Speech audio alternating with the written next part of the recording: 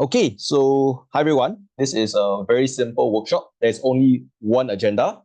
Topic is to figure out if you have an argument, whether it can win you the debate or not. Obviously, it's still dependent on execution, but first about whether the argument can feasibly win you the debate. And of course, if you realize I can't, then what exactly can you do in a very boring presentation deck? Because I am a boring person.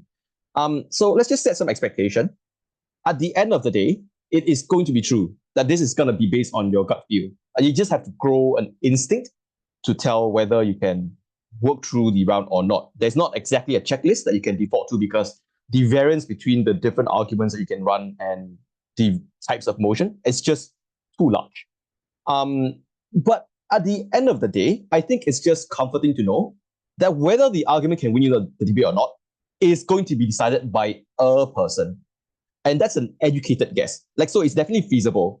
It's just about aligning your perspective to what a reasonable judge would likely be able to discern and operate from that basis. The good news is I think it's actually very easy to get started into figuring this out. I don't think you'll get right from the get-go. You'll be wrong. But every time you're wrong, you do gradually get better with it every round. So it's just something that you can practice right after you have figured this out and make a note of it. So there's only one takeaway from the workshop, for real, just one. I think you ought to debate like a debater, but you need to prep like a normal person. You should not prep like a debater. And the reason for that is because I think a lot of the times you get carried away what you can do, i.e., skill wise, you can prove something, you can make something for 3 reasons, and then you do that, but you don't do what you ought need to do to persuade someone to that valid viewpoint. And for a very simple illustration, I just want to have this motion. It's a simple motion, and this is where I need participation, because otherwise it will just be me saying what I think you guys would say, which is not as impactful. So just join me, right? So the motion is simple. This house would require gaming companies to pay for rehabilitation fees of gaming addicts. If you create a game, someone gets addicted, the motion says you ought to be responsible and therefore pay for rehabilitation fees. Let's do the debater stuff. So, and that just means unwind the previous 5 minutes of introduction. If this is the motion, what are your thoughts?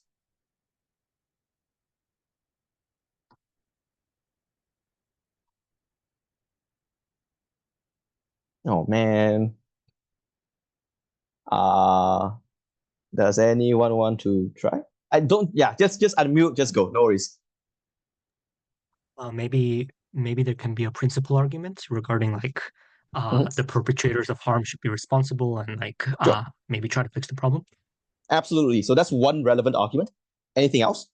Feel free to just keep yourself unmuted if there's no background noise. Just join me, right? So it's much less of a workshop and more just me trying to guide you guys through something. Yeah.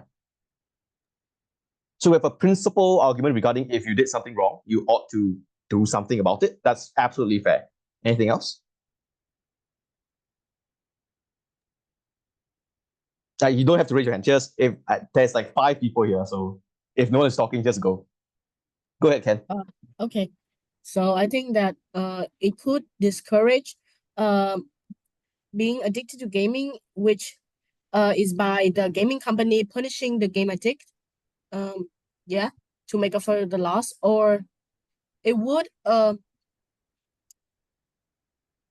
on. Wait. Just to double check, Ken, was the point that you might get more addicts because the game company is doing something about it, they're helping you? No, wait, it discourage gaming. Yeah, that's all. Discourage gaming. Okay, so people won't make as fun games, I suppose. Junseo, this is the motion. Yeah, so let's just keep it aside. Okay, so we have, it's likely the case that there's going to be a principal argument. If you do something wrong, do something about it. The other is, this would discourage gaming companies from making very fun games. So those are very fair arguments if you try to generate content.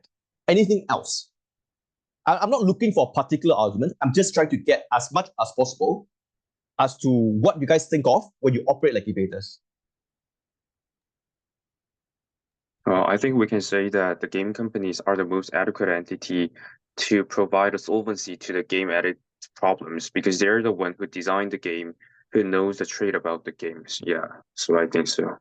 Okay, so there's a piece about principle. They ought to because they create the harm. There is a little bit on the know-how. So they know how the games are addictive. So maybe they can help to get the gamers to unaddict themselves. I guess that's feasible, right? And then yeah, okay, that's fair. Anything for opposition though?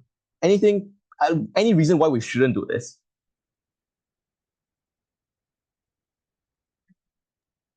Maybe we could say that because this gaming they create this for entertainment and because people get addicted is themselves they play too much. And it's not completely up to these gaming companies to blame, as they just provide the entertainment and not making these people who play it addict. Okay, so it's the gamers' fault. They're supposed to just help themselves. Is that right? Yeah. Okay, perfect. All of this is perfect. In fact, I'll just encourage you to unmute yourself and just keep your camera on. I think you can get more out of it. But yeah. So that is the debater whiteboard. What you guys have given me are content generation from a debater point of view. I want to suggest to switch up the way by which to generate this kind of content. I want to talk about the normal people whiteboard. So the way in which a normal person without debating experience would approach this topic. So imagine we're not prepping for a round. That's going to happen within 15 minutes to 30 minutes to an hour. This is a discussion that you have at the coffee table with a friend, or maybe like your parents. I want you to think about what is the reaction from a normal person, what a reasonable person is likely to lean towards, and why. The motion is you would require gaming companies to pay for rehabilitation fees of gaming addicts. What is the first reaction of a normal person? If you're talking about this to a friend or to your parents, what is their first reaction?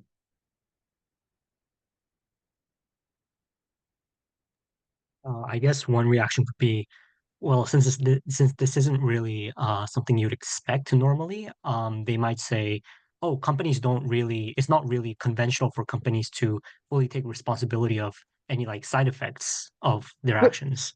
Good. Okay, so that is part of the argument that we just mentioned on opposition. But it's absolutely fair. So it's different now because we know that this is not just an op argument. It is likely an intuitive op argument, or perhaps even the op argument. Does that make sense? Yes. Yeah, just keep yourself unmuted. I'm getting very lonely. So let's go back to what we came up with previously. One argument is we have a principal argument regarding why, if you created addiction, you need to chip in to solve addiction. Gov argument versus the op argument of the gamers is at fault, they need to take personal accountability. Who wins? At this point, you have to make a judgment. So is this the winning argument for Gov?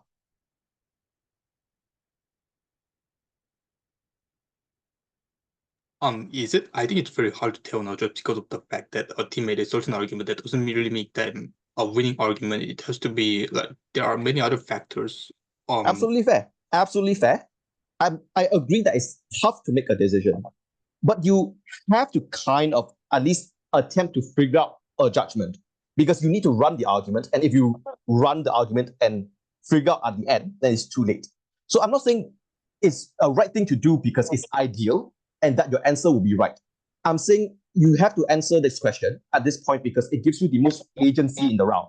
If it is indeed the right argument, then you should be fully backing that argument up. But if it's the case that it might not be the winning argument, what is your reaction? Do you just run the argument regardless, or do you look for something else? And that is the point of this workshop.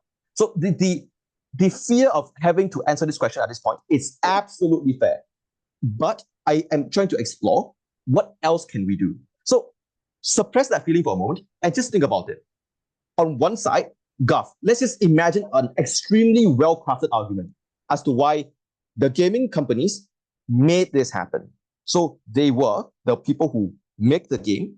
The players got, in fact, addicted to the game, surely that is a relationship problem. Therefore, gaming companies should be liable. On the flip side, the players buy the games, they choose to play, they have the choice to conduct themselves in other ways that would have made them not addicted. Therefore, the fault is with the gamers. If these two arguments, they're just there, who wins and why?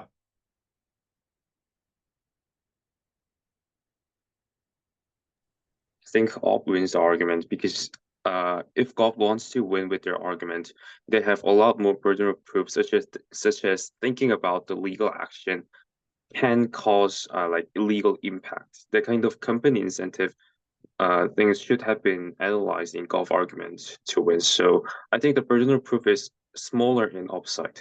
Okay, so that's an insight. That's great. There's an insight as to how hard it is to prove an argument. So assuming that Gov can prove that gaming companies cause addiction, does that meet the burden? Or what specifically is the burden that your instinct is trying to signal to you?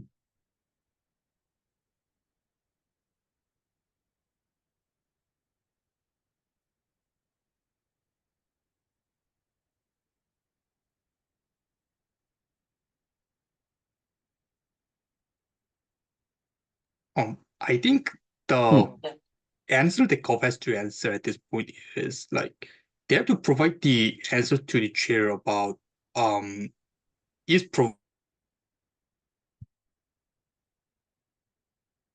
I think you cut out. You were going to say the answer that they have to give to the chair, and then I couldn't hear anything. Can you try again? I think these fees are just for kind of, what do you say, treatment. It's kind of like a treatment, right? So Okay. at the end of the day, these gamers are going to play the games again, and if that is the case, then what exactly is the point of providing the fees? So at a certain point, Gov has to make a trade-off between at the end of the day, gamers are going to play games again, because providing the fees does not really guarantee the gamers from not playing games, and that is gonna harmfully affect the gaming companies. So yeah, I think that's just one point that I can talk about. Can you recap the point? So the point is that they have to prove that the rehabilitation makes a difference. Is that right? Either the rehabilitation fees are gonna stop the gamers from playing the game, or let the gamers play the game in a less addictive manner. Okay, so let's assume that this is a rehabilitation center created by God himself. So God, he just charges you like $100,000 per person. If you go to the rehabilitation center, you are indeed not going to play the game again.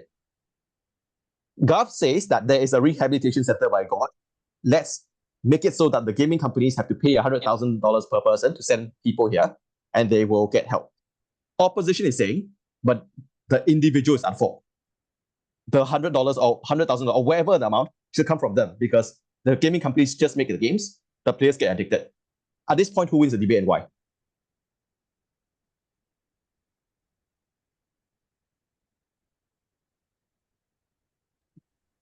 So I think that the opposition side could win if they can find out the faults in this, like in the thing that they should blame these gaming companies, because they can make games much more less addicted. Because if we make them less addicted, then no one would be likely to play them, as more players are playing it right now because they are addicted to it and they play it. But if it's not interesting or they cannot be easily addicted, so this game can be much harder to play, and gaming companies lose. Roger. So that's a feasible argument as well. Ken, before I go to you, let's just do the small comparison. And I want Tony to specifically answer this. There is an argument that says this is the player's fault. They are not at fault. There's another argument that says maybe we can make games less fun and addictive, and that might be a good thing. Which of these two arguments do you feel like is the stronger push, is likely to be the one that wins you the debate intuitively? Wait, can you repeat? So at this point, Tony gave us an additional opposition argument that maybe this makes games less addictive, because if the gaming developers have to make addictive games and they have to pay for it, then maybe they just try to make like boring games. So there are two opposite arguments now. The first is that this is not fair because the players is at fault. The second is that maybe we get more boring games and that is good. Which of these two arguments are the stronger opposition argument? It's definitely the one about players. Okay, that's fine. That's fine. I want to revisit this point a little bit later, so keep this in mind, Tony. Before that, Ken, do you have anything to say? Yeah, I was going to add all that about the first argument that you said. It is to make it is not the argument that gaming companies are not responsible. Well, I think that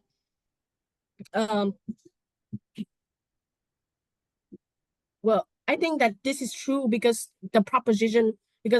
we cannot find out, like a gamer can play multiple games and we cannot find out what game is he most addicted to. Yeah, I guess sure. So that seems to imply that in the end, it's like the delta is in the gamer himself.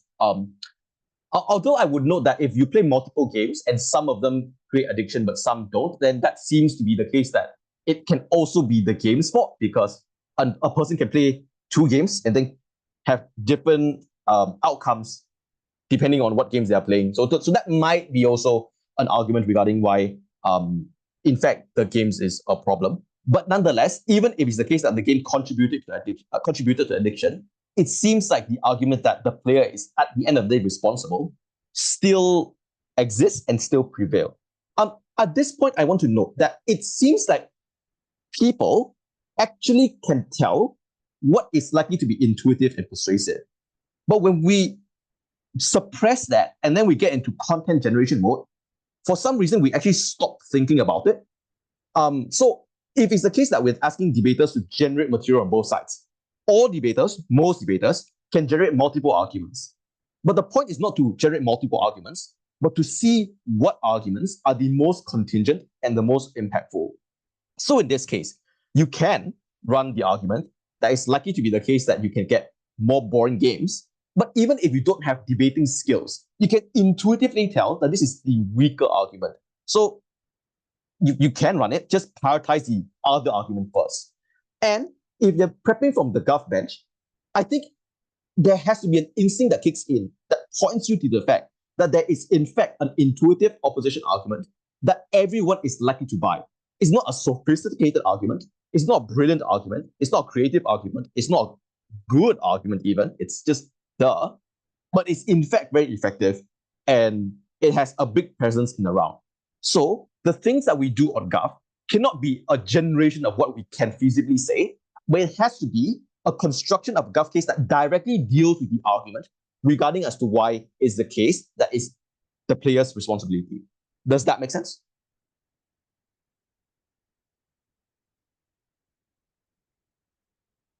Yep. Yes. I beg you guys, can you guys just unmute? Just talk to me. You don't have to. There's like 11 people here. Yeah. Okay. So the point I was trying to illustrate is just simply that. It's that there is a flow of persuasion that you can follow through with each and every motion. If you start off with defining why an argument is likely to win the debate. And to go back to the discussion earlier regarding one of the questions, why is it the case that we should ask ourselves that question now? We haven't built the argument, right? The answer is not going to decisively determine the debate itself. That would be quite foolish. But the question is meant for us to better get insights as to what we can do to the existing argument. So, for example, it's not the case that we have to throw the argument away, but we reasonably have to think, okay, if I can prove that the gaming company is at fault because they created a game, but they are saying that in the end is the player's responsibility, even if I can prove that it is in fact the gaming company who started this fault line, this bad thing, the question then is whose duty it is to prevent addiction. I can prove that this is a cause of addiction, but Org is saying there is another duty to prevent addiction, and that is the duty that fundamentally determines who is then at fault and who then should pay for rehabilitation. So I need to then engage with that preventive addiction duty first. And the way in which I want to do that might be to modify my principal argument in a way that meets that burden a bit better. So I hope that illustrates that even if you don't have a perfect answer because you have limited information, because the round hasn't yet happened, just trying to think ahead does give you insight into making your case better. At this point, does this make sense? Yep. Okay, gotcha. So let's try. Let's just push ourselves a bit harder. If I was government, what do I need to do? And I don't want to get an answer as per, this is something that I can do. I want us all to try. So we know the opposition is going to say it is the player's fault. And it's not hard to prove why you ought to be in control of yourself and take accountability for whatever happens to you. So if you do in fact choose to play a game and get addicted, that's your fault. You need to just somehow fork up rehabilitation for yourself. If that is the opposition argument, what do we as government then do? It's not what we can do, it's what we need to do to engage with that.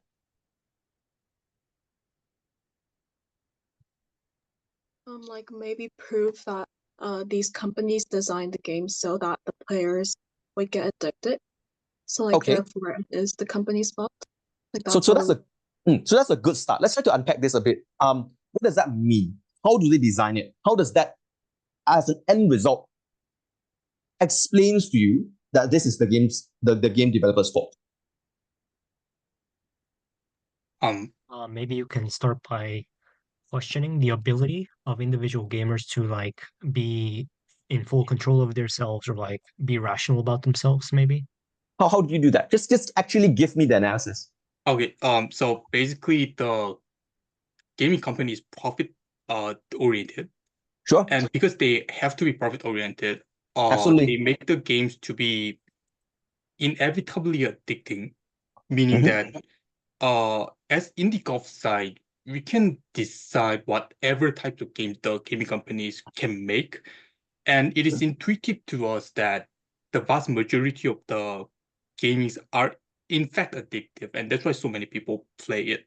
So that's the reason why people are inevitably addicted to certain games, even if not all of the games are addictive.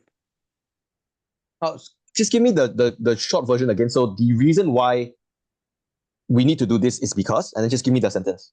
Since it is okay, gamers are inevitably addicted due to the highly profited and addictive nature of the games that gaming companies create. Okay, I get the premise. I think it's sensible. Jong-Hyun, do you know anyone else in this call? Is anyone here familiar to you? Anyone here your friends or your teammates or whoever? I joined here alone, but I know Hyun and nobody else than Hyun. Okay, so let's say this was a debate and this was your gov case and that was the op case. Do you think Hyun would have given you the win?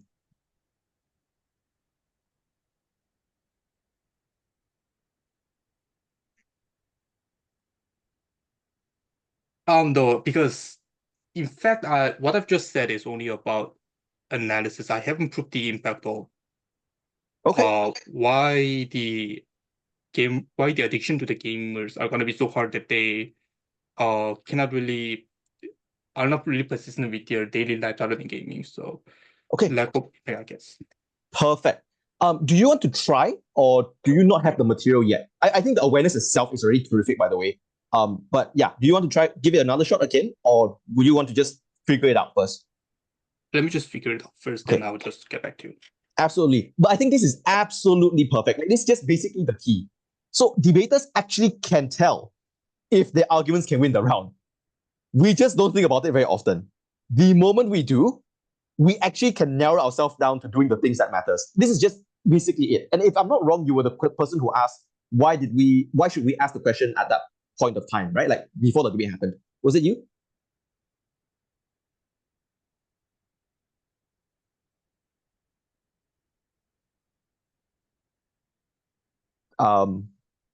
Okay, well, maybe not. I'll move on. But I think we're getting the hang of it here. So it's not just about recommending an argument. It's about trying to think to ourselves if the argument is going to, if I can actually bring this argument to the floor and have confidence that I will win me the round. Not through the fact that I can, because I can speak for 7 minutes and maybe something would happen at the end of the 7 minutes, but with the full knowledge that this is in fact the relevant argument that tips the debate. Okay, anyone else has an attempt for the Gov case? I think it was GA or someone just now regarding how the gaming companies make the game addictive. That is a good start. Anyone want to just make an attempt based on that premise?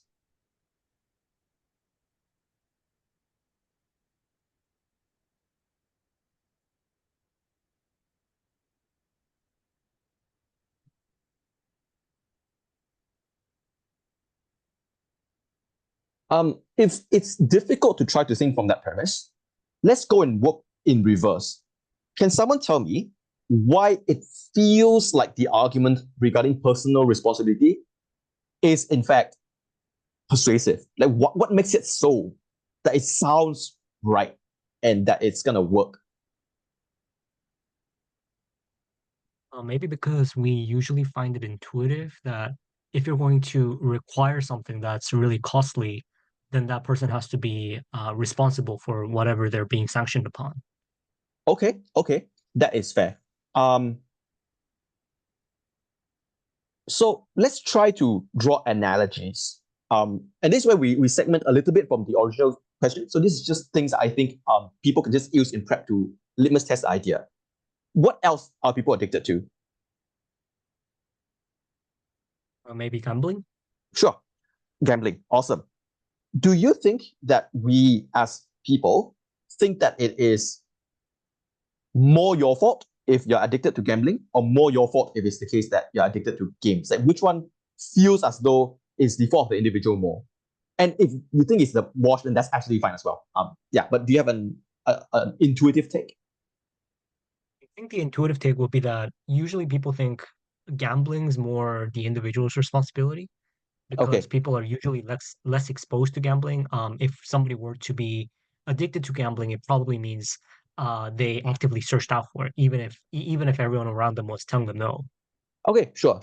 So what do we do about gambling? Like when someone is addicted to gambling, what do we do with them?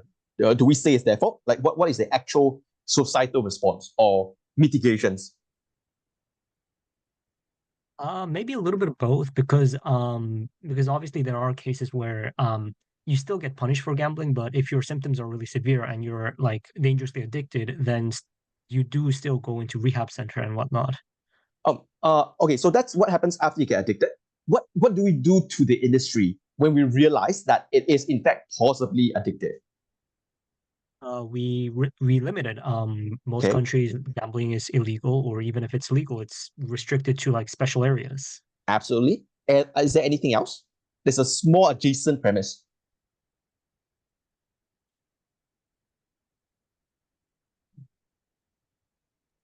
Maybe let them pay more taxes. Absolutely, right? So when a society realizes that something is possibly addictive, we one, regulate, and two, tax. Do we do this to video games?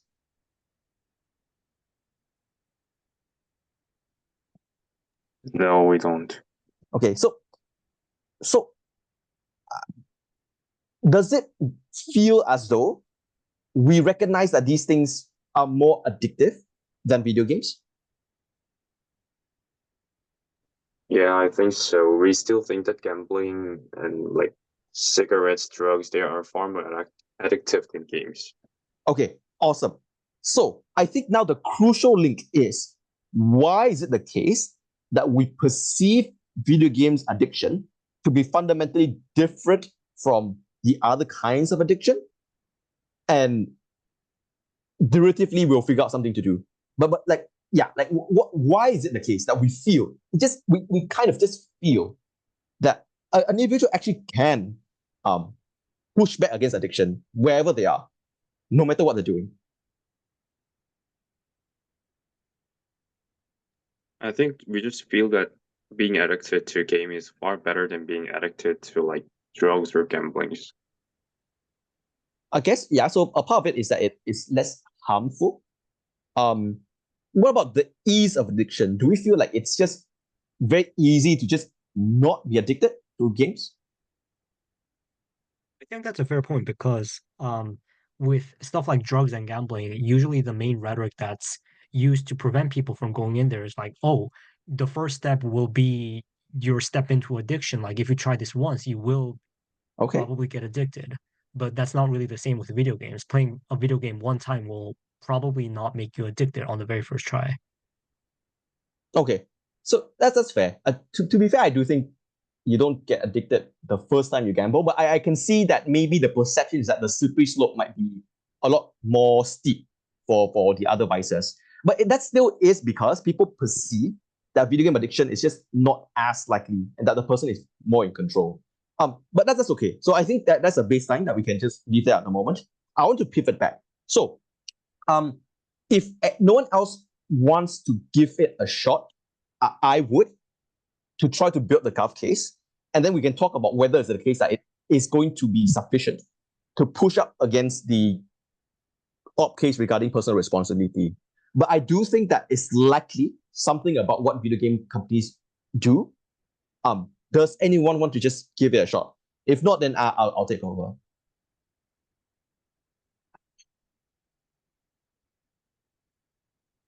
Okay, so I think I'm just gonna try.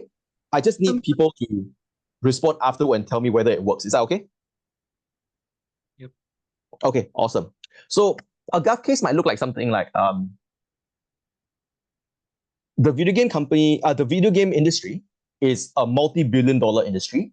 Each AAA title like GTA or whatever has a budget of upwards of hundreds of millions of dollars. That's the equivalent of your blockbuster movies.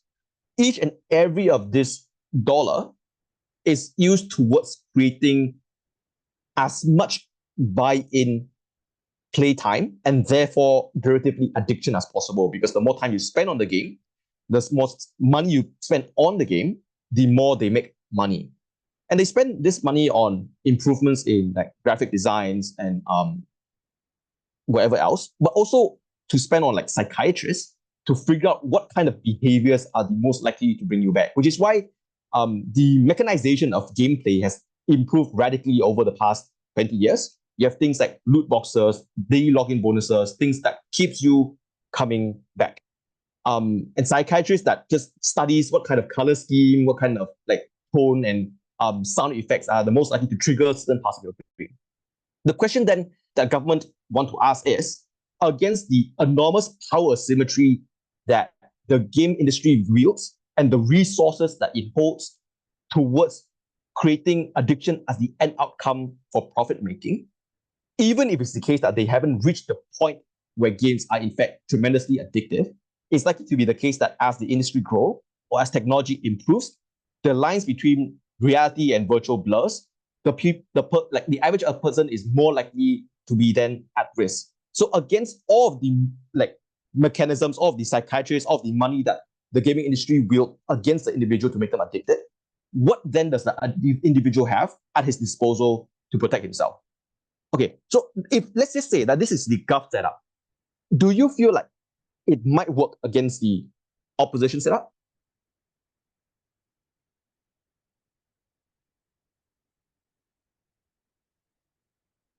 Yeah, I think so, because the gov case is suggesting far more mechanization in the process and real correlation between the addiction and game companies' action. So I think it can overwhelm the case. Okay. Because that is only talking about the individual factors. Okay, so that's fair. Any other opinions? I still think there's one more question to answer, and that is, why should the gaming companies be responsible, going back to the principal arguments, in paying the rehabilitation fees because, Mm. as you have said, opposition domain push is gonna be like, it is the gamer's responsibility, not because the gamers have the agency over whether they could choose to game or not, like different from the other things. So. Okay, so I think the implicit answer to this, and at the end of this, I want to try to get your take again. I want to go back to Heyeon's perception, because actually that's like the tipping point of this lecture. But before that, let's just figure this out. So I think it's true that you don't prove that video game companies have an incentive to be nebulous, or at least that's not the main point. But what you are proving is that there is a power asymmetry that is not solved on either side of the house, and that the individual is in fact very, very vulnerable. So in terms of impact, the least that you do is that you make it so that for the individuals who are in fact affected, then they're lifted out of their condition at the cost to the gaming companies. But there is a caveat regarding how powerful they are already and how much money they're making off addiction. So even if it's not assigned to the term where it's the fault of the company, it seems like having them do these things is a good thing, and they're adjacent to the process of people getting addicted. Does that make sense? Yep. Okay. Yeah. Okay. So I want to go back to Heyeon, and I want Heyeon to be the person to answer the next few questions. So you are saying that because there's better mechanization, this argument is now stronger. Does that make sense? Yes. Okay. I would also think that as a judge, you would point this out as a justification as to why Gov wins overall. I think that would be fair, right? That's hardly a controversial take. Okay. Here's my controversial take. I think that's the justification for why Gov wins. That is actually not the reason why Gov wins. And my take is this. The reason why this setup is effective has to do with the way in which we conceptualize why people have agency over addiction. Because before that setup, if the perception of the average individual is that addiction is a relationship between a person and a game that belongs on a computer, so it's just me and the computer in front of me, and you and the computer in front of you, it feels as though the individual has so much agency to decide. I can shut off the laptop, I can walk away. This is just a device, it's not moving, it can't get to me. Therefore, it feels as though I have full agency regarding what I'm doing. But if that is the perception of the debate, Gov has a monumentally difficult time trying to prove that then this is a serious issue and that the individual requires protection. But if you swap out the game that is on the computer with the perception of a multi-billion-dollar industry that is out to get you, suddenly the comparison is different. So it's not you against a computer that you have absolutely full control over. It's you as an individual against the industry with all of its resources trying to get at you. And I think that switch in perception regarding how do people see the debate and the relationship between the different issues is what triggers that point of persuasion that makes it so that one team is likely to have a shot of winning over the other. Does that make sense? Oh, yes. And this is quite important because what that means is that whether you have an argument that wins you the debate and whether is it likely to be persuasive, like the persuasiveness of the argument is not found in the argument. It's found in the way in which you conceptualize the adjacent arguments in the debate. And I think that's what people don't really think about. So when you scrutinize your construction of the argument, you are it's a good thing, but there's actually no deliverables, right? Like if you say that something is well proven, where is the bar to clear to show whether something has been proven or not? If you say something is under mechanized, why? What is the bar as to whether it's the case that something has been sufficiently made? Is it the case that 3 mechanisms are better than 2 mechanisms? So all of this is unclear. And we use the construction of the arguments to justify decisions. But as individuals, we perceive and we assign persuasiveness on a very instinctual and intuitive sense. And having purview and visibility over that process is what I think allows you to make an educated decision as to whether your argument can win the round. That is, I think, the point that I want to make through the lecture. At this point, are there any questions or any contention? I think this is just basically a take on debating. It should be controversial. It's just basically like debating philosophy. And just because you don't see it this way doesn't mean you do badly either.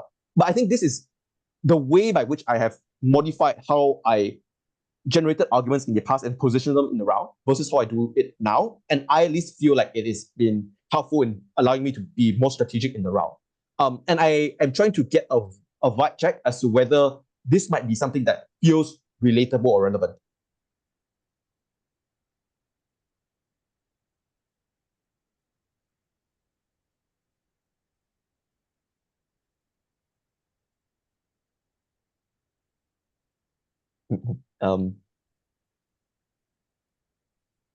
Because if it's not, then we will try to figure it out, dive a bit deeper, or do something else.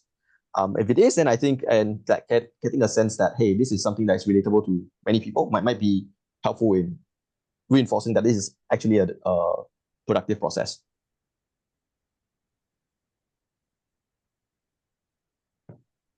Makes sense to me. But just the one question that I have kind of lingering is, so I feel like a lot of this method is pretty much based on intuition and like what intuitive questions kind of pop up in our heads. Like if we're viewing it from the perspective of like a so-called average reasonable voter. But I feel like insofar as most emotions are pretty well balanced on both sides, I feel like I could run into situations during prep time where I think of an intuitive argument, but there's a symmetrically equivalent rebuttal against that.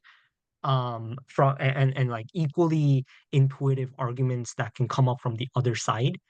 So I just wanted to ask, like, how would I respond to myself, or like, what should be my response in situations where maybe I can think of a really good rebuttal from the other side because we're working upon intuition, or like in a really bad case, I can only think of like really intuitive cases only on the other side, but not my case. So that's my question. Okay, so I think this is an excellent question. The answer is going to be a bit long because I will show you like the process as to how. So just keep in view. I think it's an excellent outcome check at the end of the lecture. Is that okay? Yeah. Okay, so here's the simple way to kickstart how to dissect this question. If you were then opposition, that was the Gov case. Who is winning the round? Who feels like who does it feel like they're winning the round? So they are running that whole chunk regarding power symmetry and how the industry is gigantic and it crushes the individual, and then we need this as some kind of like solace thing. And opposition runs personal responsibility. Who wins? On this point, I think Gov so far. Okay. So the simple question is, if you were op, what will you do? Right? Because you can answer that, then you roughly know how to interact intuitive premises. Yeah. So what now? Like where does your instinct, where does your intuition point you towards? I mean, you talked about that. You talked about how we can imagine two different worlds being painted by both sides. So Gov would like to paint this scenario as a situation where like a gigantic industry is going against one individual, versus the opposition's pointing towards a situation where an individual is interacting with their computer right in front of them. So I feel like if I were on opposition, I would try to make that latter case a lot more intuitively viable. So I guess if I were an op, I try to paint a situation where, like, even if there's a gigantic industry behind all this, it's still at the end of the day the person trying to make the decision, and I try to get more into like right at that specific moment where this person is trying to play a game or whatever. So yeah, I try to put a lot more emphasis and try to paint that picture in more detail. That is excellent. It's actually as simple as that. The execution will be difficult, but strategy is just basically this. If you created an image that is favorable to you, I need to reclaim the image that was once favorable to me. The intuition that is personal responsibility, that's likely the most intuitive argument. You cannot let that go. So reclaiming that image is just basically what your strategic instinct should be telling you to do. Let's try to be a little bit.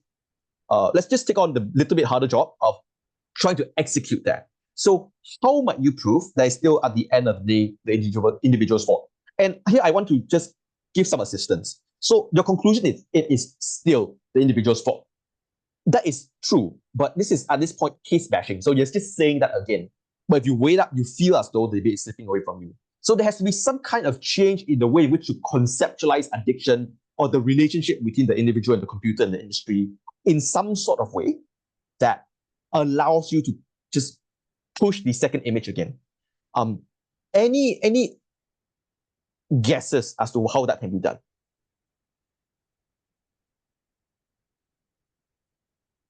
But that's an excellent observation, by the way. Like, if you can walk away with that observation, that's basically 80% of this lecture.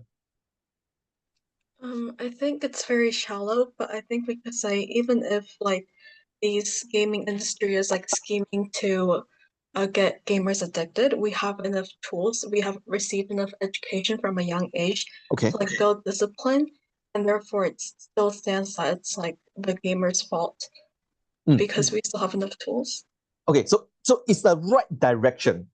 The discussion is, so if we were to dive deeper into what we are actually supposed to do, the meta outcome is that we want to have the person and computer image again. We don't want the person and industry image. The way to execute that is to talk about how the power asymmetry that they talk about is not as bad. The way to do that is to talk about what tools or capacity the individual have at their disposal. At this point, am I somewhat accurate in describing the attempt, GA? Yes. Okay, so that's excellent. But at the same time, you recognize that this is shallow. What does that mean? Why do you think it's not sufficient?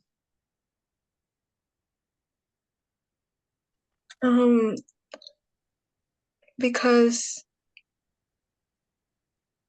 I think it still stands that, like on the government side, it still stands that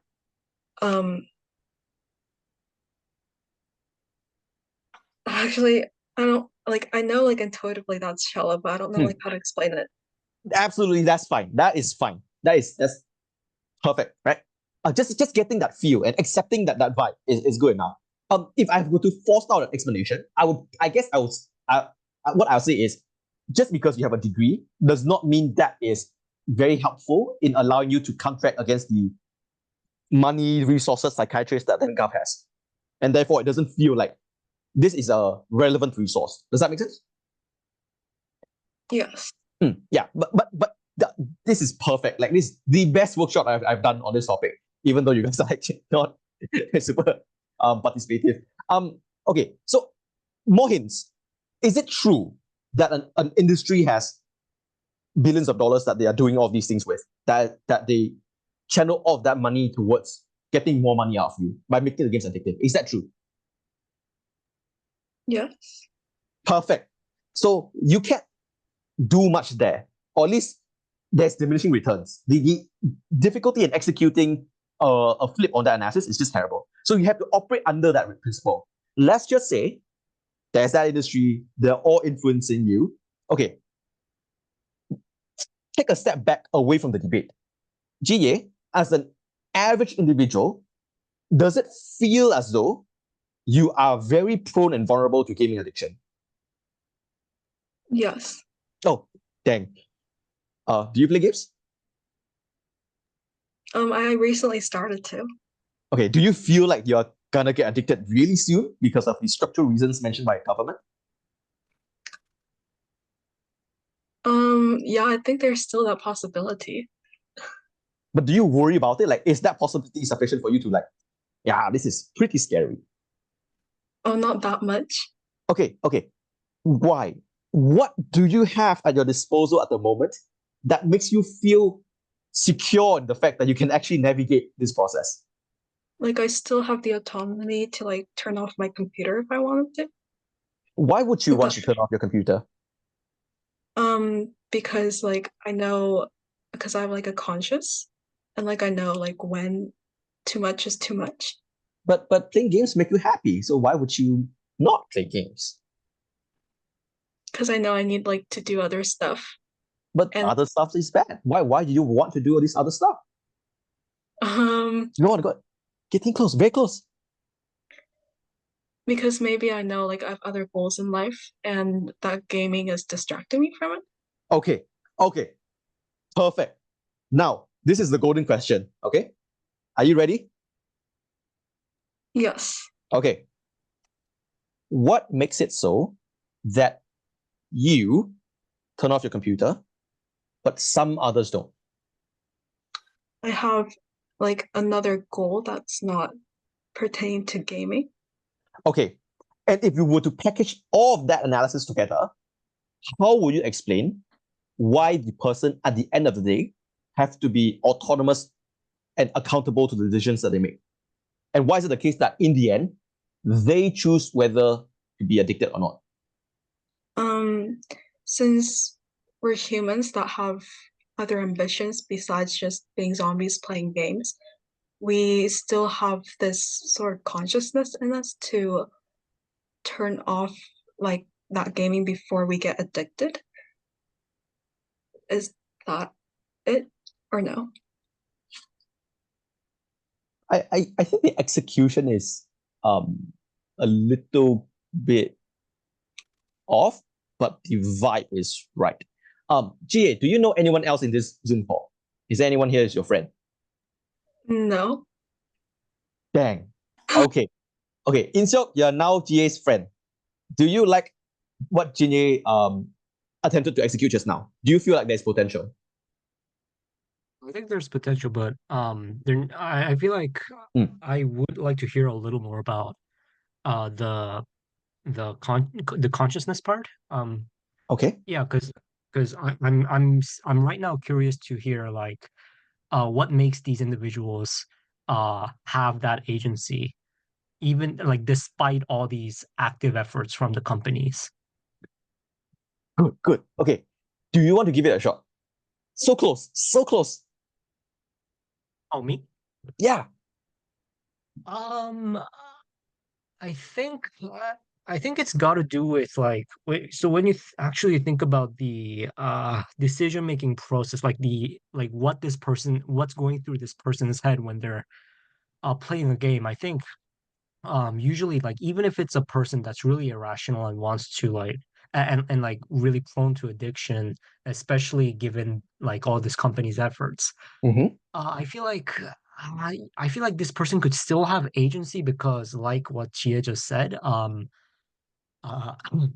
usually gaming is not really a high priority in most people's lives. There's like other things going on, Okay. and gaming in and of itself is also a really costly thing, especially the more you do it, the more you feel really shitty about yourself. So I feel like in most cases, um, the sure companies might be putting in a lot of effort and like they might be putting in a lot of money to make you get addicted, but when you actually think about why those companies are putting in that much effort in the first place, it's probably because it's not that easy to get a person addicted, especially if like you're surrounded by your family members and friends like constantly telling you to like get your ass off the game, and especially when most people are pretty busy with school or work. I feel like it's really hard to get a person addicted to something that you made. Okay. And therefore, in most cases, sure, the company might be putting in a lot of money, but not 100% of that effort is exerted through the screen to your decision making. Usually, there are other pressures that pressure you to get off rather than get on. Okay. So this is actually pretty good. It's just that I don't think it's directly going for the jugular. We will work on that. I just want to give credit where it's due. But at the same time, I want to have to be the party pooper and bring back the question. If you weigh up your execution just now against the Gulf case, who wins?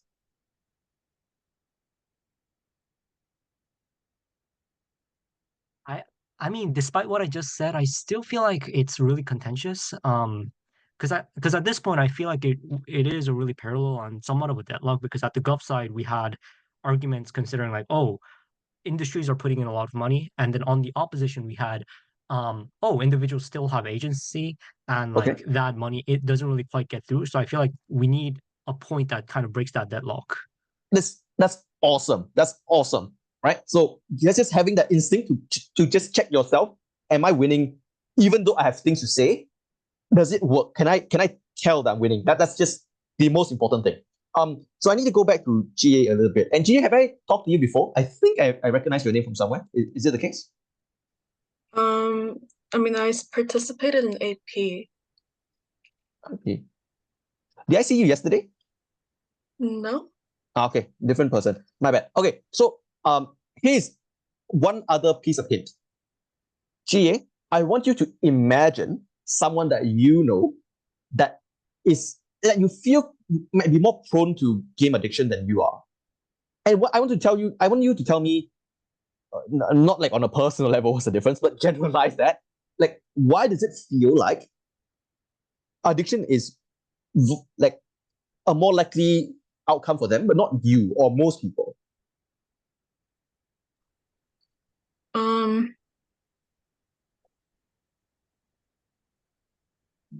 Or do you just know all good, like all your friends are great students and no one you know is?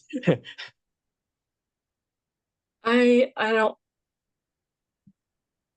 know know. anyone who? I'm sorry. Oh, it's okay. It's okay. That's good. That's good. That means you're growing up well and in a good and safe environment, and you're meant to do good things. That's terrific. Does anyone here hang out with anyone who might seem as though they are vulnerable to addiction?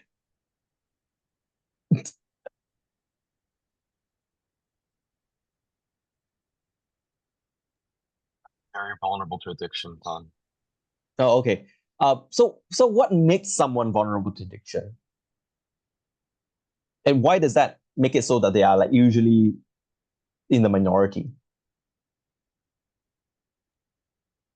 I guess physiologically, a lack of control of desires. It's also just systematically just how easy it is to opt into something. I think it's very easy to get addicted to, for example, gambling or gaming because it's just a very easy process. You just have to turn on your computer and then, or you just have to like bet on something and then it's a very, very easy return. The UI is very simple. So, Okay. it's a very fast process to gain some sort of utility, to get some sort of like dopamine rush. Okay. So that's a general top-down analysis. But I think that there is actually potential to be very surgical here. So you mentioned gambling. Don't use the analysis of self-control. Give me demographics and descriptions. Who are the people who are more likely to be addicted to gambling? People who can't afford to go abroad to like travel or something like that. People who are more disenfranchised, who can afford games. Like games are probably a more accessible way to access like very dopamine rush and stuff like that, right? Sure. Yeah. But sometimes poor people, so like poor people might be arguably more prone to addiction. But it seems like not all of them. So like what are the other factors demographically and descriptively that makes you more vulnerable to addiction?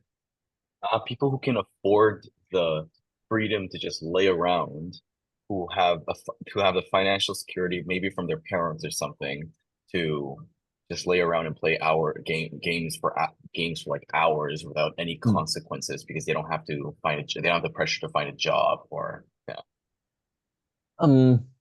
Okay. Let's say we're talking about what are the other kinds of addiction out there? There's gambling. Anything else? Drugs. Sure. Anything else? Alcohol. Sure. Let's go. Last one, like the trinity of abusers. What's the last one? Maybe smoking. Sure. Awesome. All right. So we got smoking, drugs, alcohol, and drugs. Right. Let's just be stereotypical. Okay, like, we put down our leftist hat. Who are the people who are the most likely to be like prone to addiction for all these things? It's not even like that equity. Like, just who? I think the answer you wanted is people who do not really have had education about why. No. Take a step back. Yes, that might be adjacent. But what is the other more like palatable factor to be said? We're recording. Is it like people? Oh, sorry. Go on. Is it like people who need like escape from their lives? Okay. Why? Why, if you want an escape, you might be more vulnerable to addiction? Probably because your life is not very. Like, you're probably miserable. Fair enough. Fair enough. Okay, so I'm gonna try to tie all of these premises together and rebuild the odd case, and then at the end of it, you guys tell me if it works. Is that okay? Okay. Okay, awesome. So, people can get addicted to many things. If you look at the propensity to be addicted to drugs, alcohol, tobacco, gambling, etc., it disproportionately affects people who are lower income, who lacks employment and educational opportunities, but beyond that are also dealing with a lot of stress and turmoil in their life. Maybe it's the case that they don't have a good relationship with their families, they have a limited support group, they don't have a wide social circle and friends to connect to. Whether we take a cigarette or we spend an hour playing a game is dependent on how much dopamine and fulfillment that activity gave us. And we put it down when we have another opportunity to do something else that gives us more enjoyment and more dopamine. So an average person does not play computer games for the entire day because it's likely to be the case that they get more enjoyment to go to school, go to work, pursue their dreams, talk to their friends and families, etc., self-actualize on a higher level.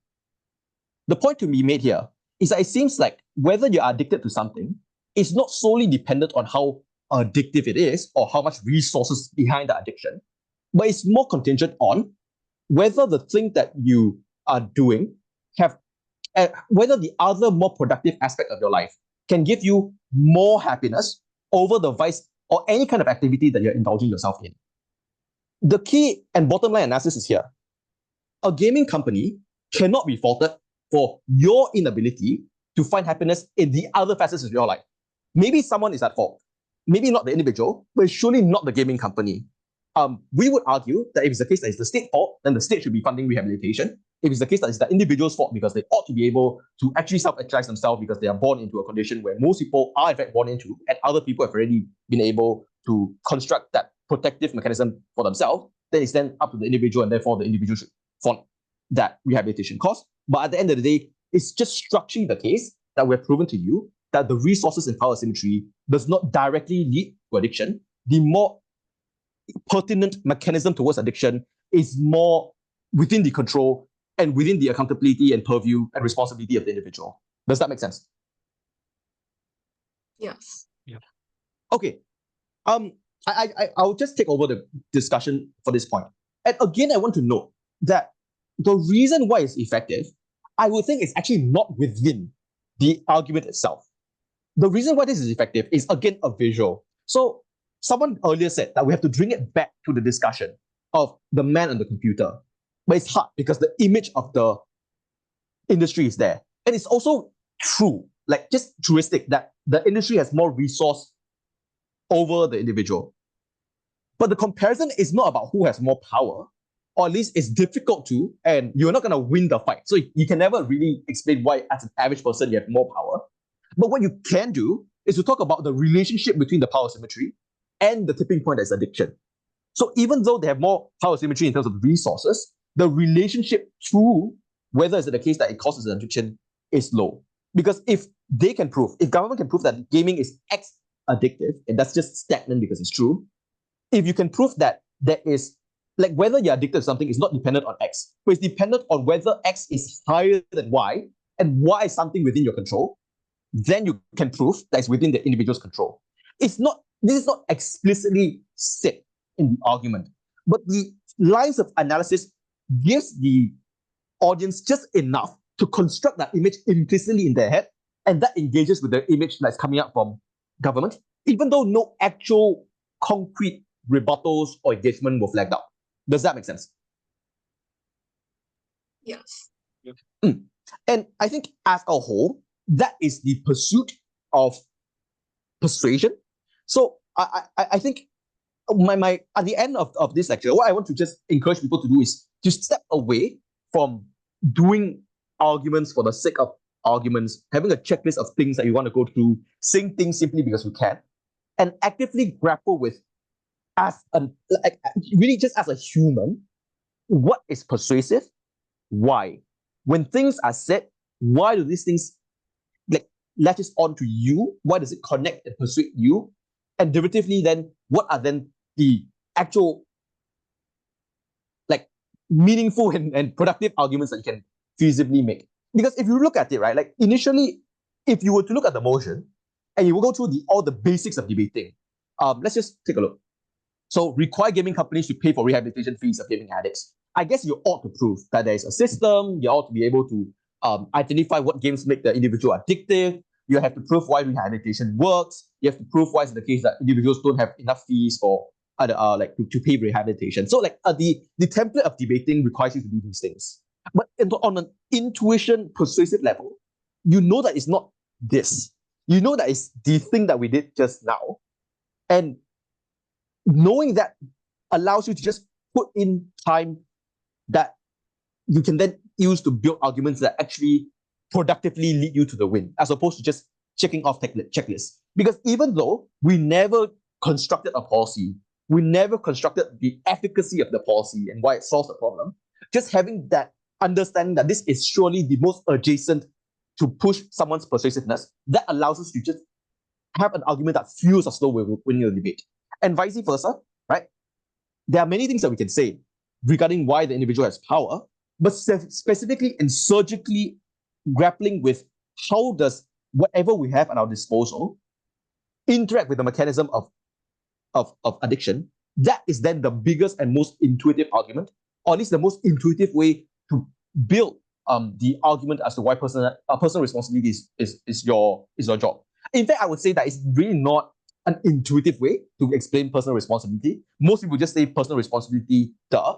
But what is the intuition process is to find out what is making the average person believe one thing over the other, working backwards, and then trying to get what you have to interact with that by reframing and reconstructing the case itself.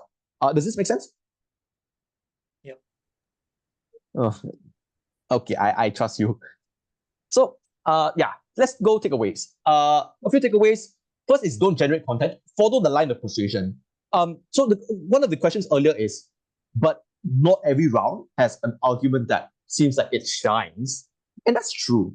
But the exercise we did just now was not dependent on us having one argument that shines. It's just dependent on us having a starting point and then going through the debate to find out where the intuition points are. So it's not it's not about what is more intuitive. It's just maybe there can be more than one intuitive points. Just start with one, work your way through, do it again for another point. But the process is just about going through that chain of logic, as opposed to not having things and then generating arguments like you are ChatGPT. Next is persuasion. The persuasion is not in the argument. I think this is the most interesting observation that I've made about debating after all this while, right? It's about how the argument interacts with the psyche. You're not winning because of the things that you say. You're winning because of how the individual who is receiving the things that you say interact that with their own psyche. And having this mastery allows you to just control the verdict more so than the teams that are grappling with the material. Because team can respond to you, but if the response does not fundamentally change how the argument is perceived, you're fine. You don't have to deal with that. If teams are running 5 million arguments, not 5 million, but you get the point.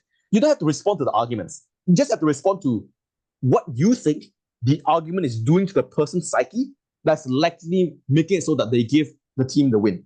That is what you should be doing. I think that allows you to be just a lot more surgical, a lot less overwhelmed in terms of debating, because you're not thinking about what are they saying and have to do everything. I have to vet check everything that they're doing. Anything that they're doing, you have to have a response to. It's not that. It's just, are they winning the debate?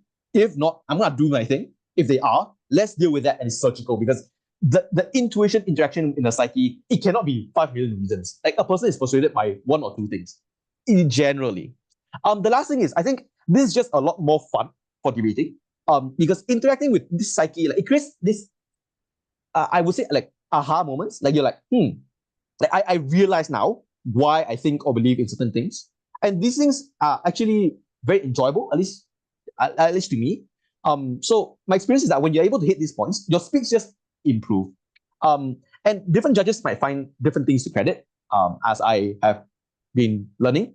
But the point here is, I think this is something that is likely applicable to everyone. So if you can just make everyone get their aha moments, I think your speech will also benefit accordingly. How should this change the way you debate? So I think evolving the debate is not about arguments versus responses. It's not, I have an argument, they throw the response against it, it might die, I have to revive it. If it is dead, then it's dead. If it's doesn't work, then like, the argument is just standing.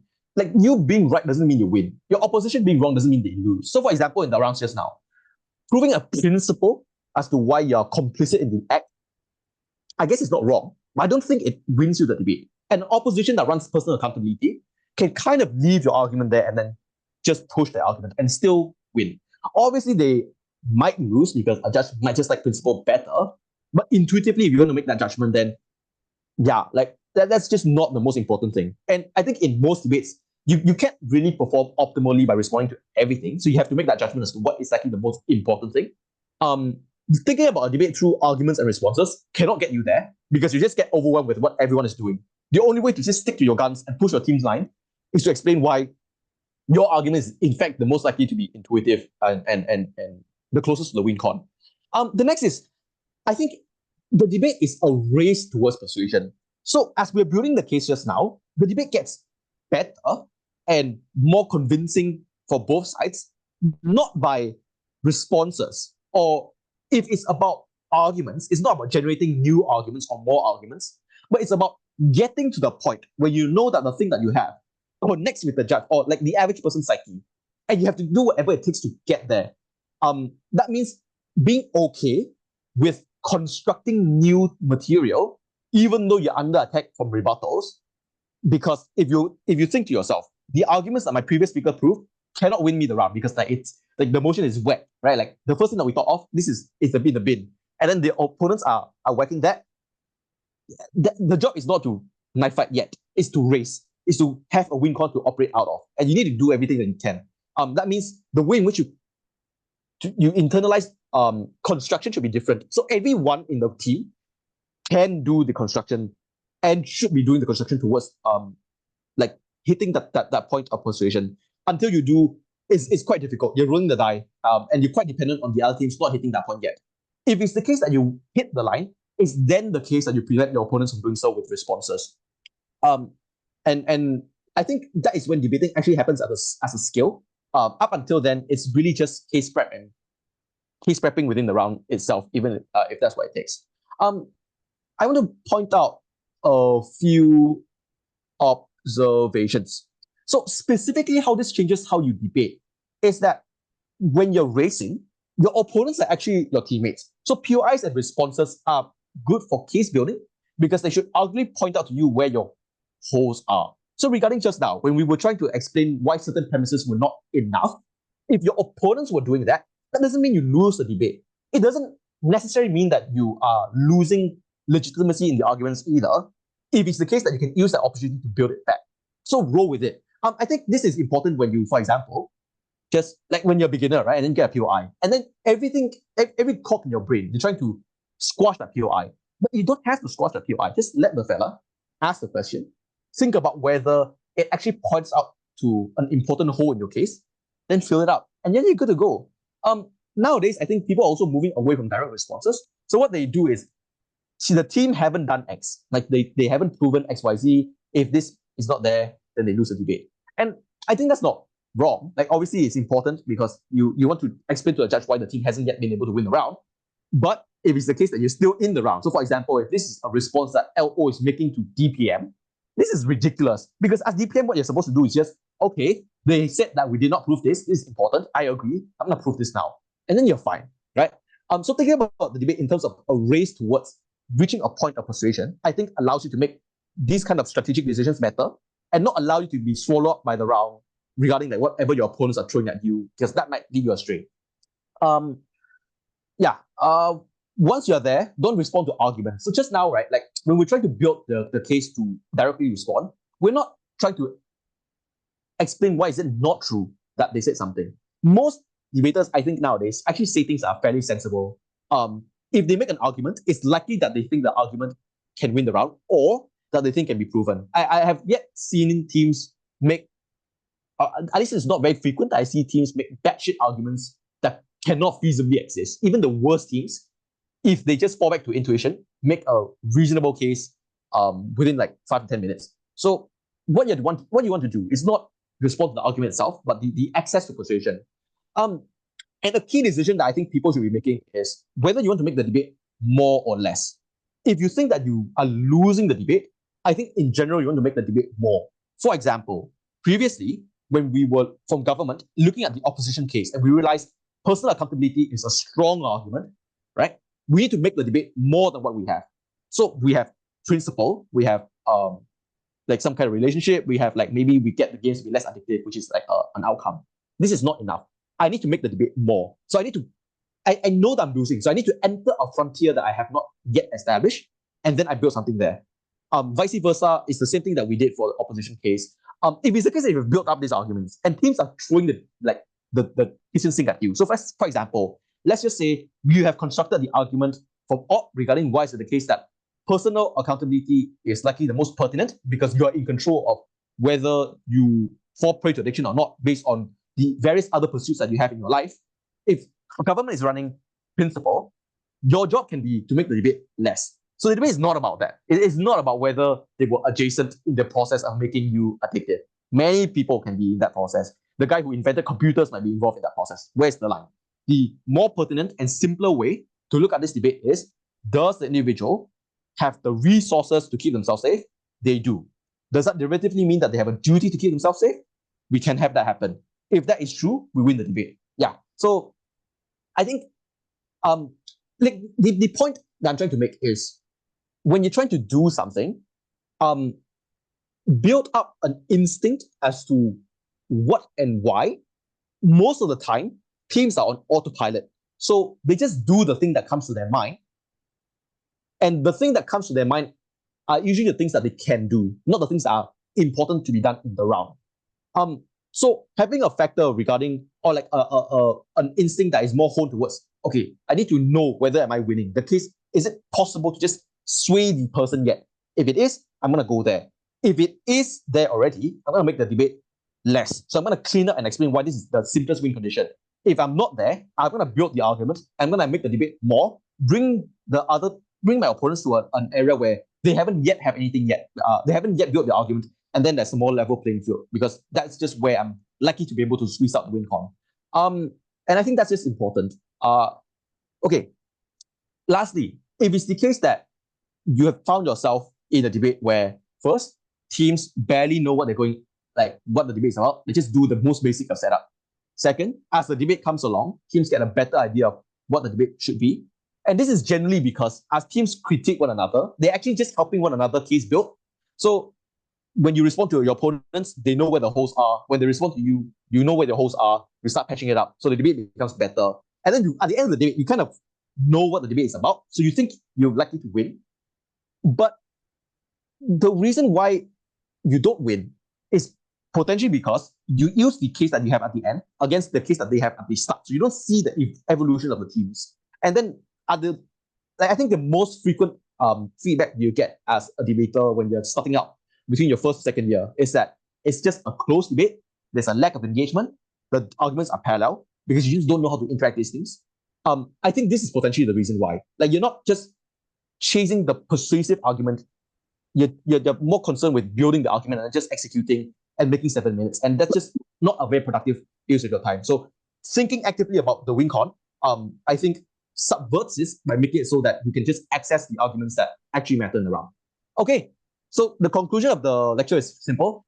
How to tell if the argument you have can win you the debate. Singapore quá vậy? Đã bắt con ở bên Singapore. Cô meet con nhé. Cảm ơn cô ạ. Sorry. So how to tell if your argument can win you the debate? The answer is just you can. You can because the judge can. If the judge can, so can you because you are just like average people, right? What to do when you find out that you might not win the debate? I think that is when the productive learning points matter. So you have to confront yourself that what you have currently is not enough. You have to scrap for the win. So go and build out the new premises through pursuing that strand of persuasiveness that we talked about earlier. I think that's just basically its own reward. So like the biggest pitfall that I think happens in debate is debaters have just enough skill to be on autopilot so they can make speeches for 7 minutes regarding anything. And they just do that all the time. But that doesn't help you improve. It just allows you to hone your autopilot to make 7 minutes all the time. For you to get better is for you to confront yourself as to whether you're winning or not and feel that like urgency of not winning and then like time running out. And you fail a lot of the time in like prep if you're trying to swap things up, doing something new, or like just getting on the bad side of the motion. But the process of struggling to get to the win con is what allows you to get better as a debater. And I think that's where most of the mileage comes from in terms of improvement. Okay, so I think that's basically it. At this point, are there any questions?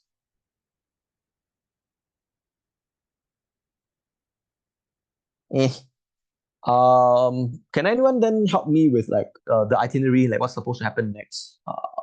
Like who can I help? Or After your lecture, we were planning to do debate sparring. okay. Are we still game for that? Sorry. Are we on time? Like, did I spend too much time on the lecture? It's nearly time. Oh, perfect. Okay, awesome. I'm great. Do you guys want a break? It's exactly 6 more minutes. And Okay. then it's time. Roger, Tony, thank you very much. Do you guys need a break? To be honest, there was a little bit of delay, so I think we cannot have that much of a break time. So, but if debaters and you, Mr. Ha, wants for break time, I think we can have some time for a break. Mr. Ha is absolutely fine. Mr. Ha will take the break during the speeches. So we can start. Do you guys need a motion? Do we know who's debating, who's sparring? Actually, I have a motion and some reminders for debaters. Oh, okay, perfect. Then I will just cut the sharing here, and yes, you can take over. Thank you. Yeah. If you're not debating in this part round, you can just leave the room now. And some important reminder for the spar. I made breakout rooms for each team to prep, and debate will happen in room 1. So you can just come back to this room after your prep. And people who signed up for spar but not included in the matchup will be observers. So please do not interrupt in the middle of debate if you are an observer. And after you check your role, please change your name accordingly, role/name. And finally, if there's any issue, inform the secretariat during chat, please. Okay, then now I'm going to release, now I'm going to release the matchup. The chair will be Teddy, and for opening government, we have Moon and Katie. Opening opposition, Ken and Eric. Closing government, Tony and Rosie. And closing opposition, Rolly and I'm terribly sorry, I cannot read the language. So yeah. I'm going to open the breakout room now, so you can just move to the room you got assigned. Yeah, the room is open, so you can just move on to your breakout room, and the debate will start at 9:42. What is the motion? Oh, sorry. Yeah, the theme is criminal justice system, and this is the info slide, predictive technology. I think you guys just can write it down or take a screenshot. I'm going to move on to motion later. One of the CO is missing. All of the CO are missing. Yeah. Just a moment, please. Wait. I have a question. Like a request. Can you screenshot the slide and can you screenshot the info slide and put it into the chat? Because I'm using a phone that's hard for me to screenshot. Would you please type what you just said? Because like I think my Internet is not perfect to listen what you just said, so would you please type it?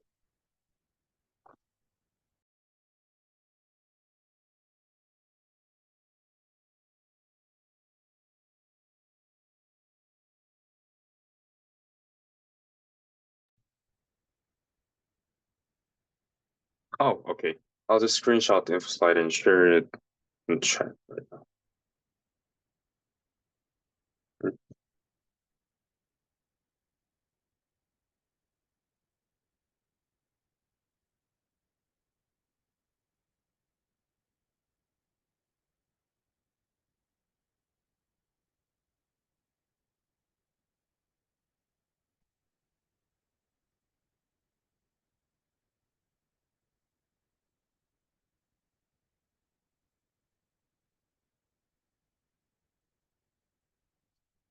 I just shared motion and info slide to the chat, so I think you guys just can check and download this screenshots. So they said that we are missing closing a position right now.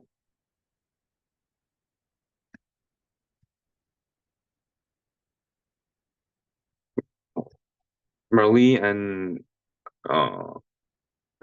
yeah, are you guys missing right now? I think they're not here, so are there any observers who want to join in closing a position?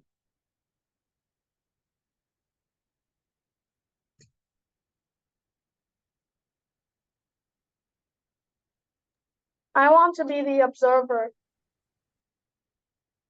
Your name is, would you please tell me your name? My name is Teddy. Yeah, and you want to be an observer, right? Yes. Okay, thank you. Would you guys just give me a few minutes to contact the KIDA presidency for the closing of position and observers?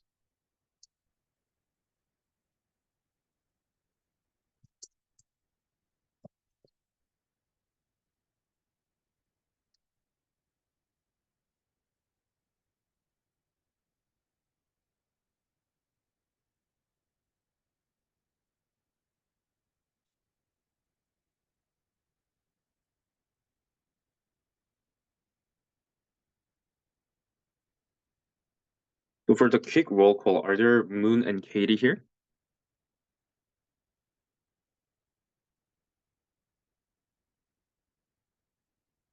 Not here. Okay, so we have Ken and Eric, right? It seems like they're on the break room right now.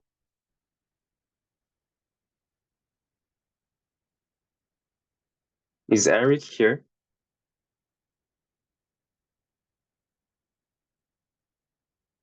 Is Tony and Rosie here? Yeah, we're here. Tony is here. Thank you.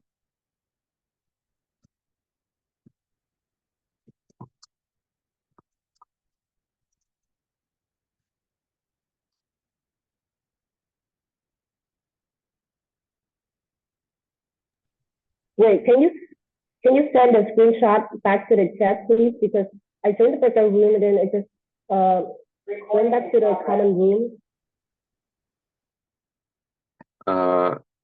You mean send it again?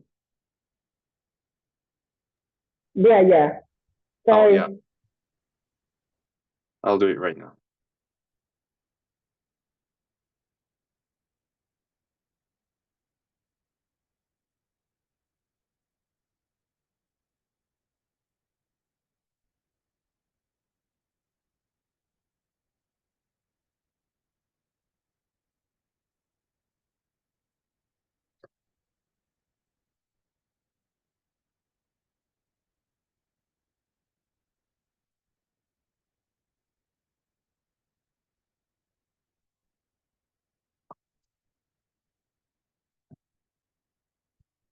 So for the final roll call, because if we don't have enough debaters or observers who want to join for debate, maybe we have to cancel the spar due to the lack of the debaters. So the final roll call, do we have Moon and Katie?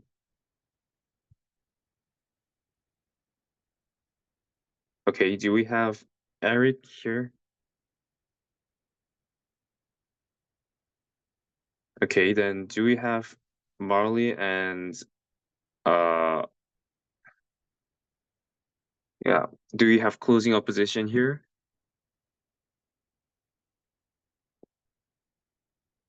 So I just asked to like KIDA presidency and terribly sorry. I think we have to cancel the spar because the debaters basically registered and did not come to spar. So we don't have enough debaters who are going to debate in the spar round. So I'm terribly sorry for debaters who were enthusiastically registered to this spar round. So I hope we have another chance to invite you guys and debate with you guys. So I think, so again, I'm terribly sorry for absence of debaters. I think we can finish this session here. So thank you so much for every debaters and also Mr. Ha for joining this lecture and conducting awesome lecture. So yeah, I think we can finish here. So thank you so much, debaters. All right, thank you. Thank you. Have a Thank you. nice day. Thank you. See you soon.